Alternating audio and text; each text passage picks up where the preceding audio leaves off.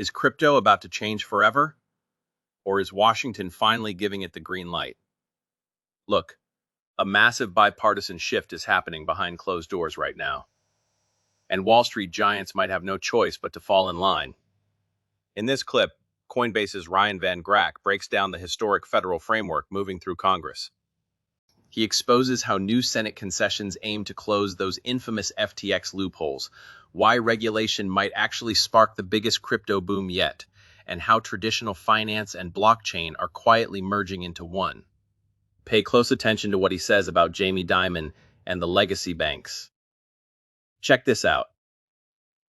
But the true measure of a bipartisan bill is not whether everyone gets what they want. It's whether ultimately Americans will be better protected compared to the status quo. And there's actually no meaningful debate in that space. This is going to create for the first time, a comprehensive federal framework and oversight over the crypto space. And Joe, I think it's important to remember, it's not about no regulation.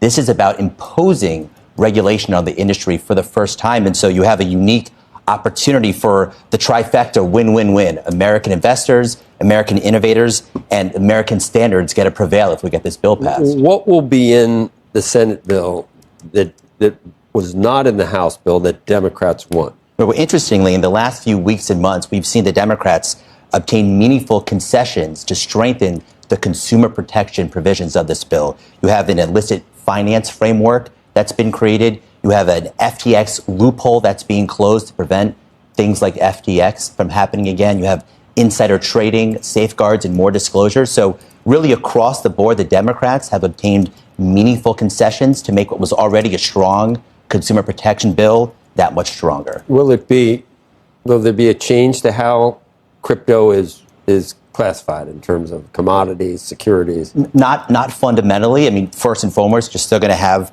the registration, examination, and surveillance infrastructure that was part of the House bill. But the Democrats, what they have done in these additional negotiations is make sure that you have more teeth to make sure that customers are ultimately better protected. Because at the end of the day, this is about customer protections. The status quo lacks this infrastructure, lacks these protections.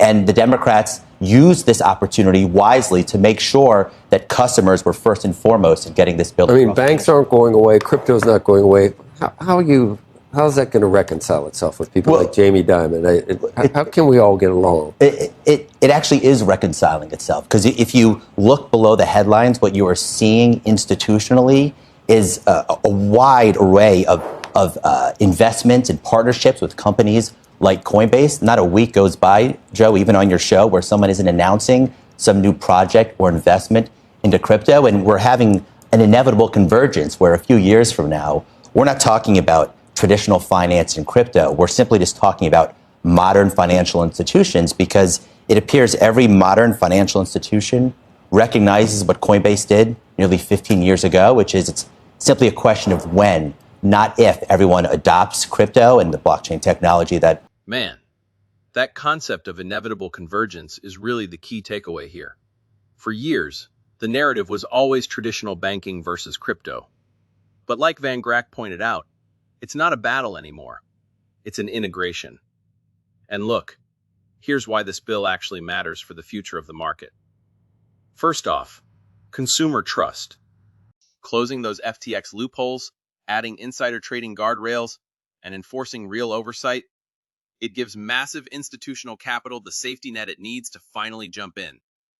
Plus, it sets up that win-win-win scenario, keeping crypto innovation right here in the US, protecting retail investors, and setting global standards on our terms. But honestly, think about the silent adoption happening behind the headlines. Major institutions are quietly partnering up with platforms like Coinbase every single day. In a few years, we're not even going to be calling it crypto finance. It's just going to be modern finance. So, what do you think? Does a federal framework make you feel better about crypto's future, or do you think heavy regulation ruins what it stands for? Drop a comment down below and let me know.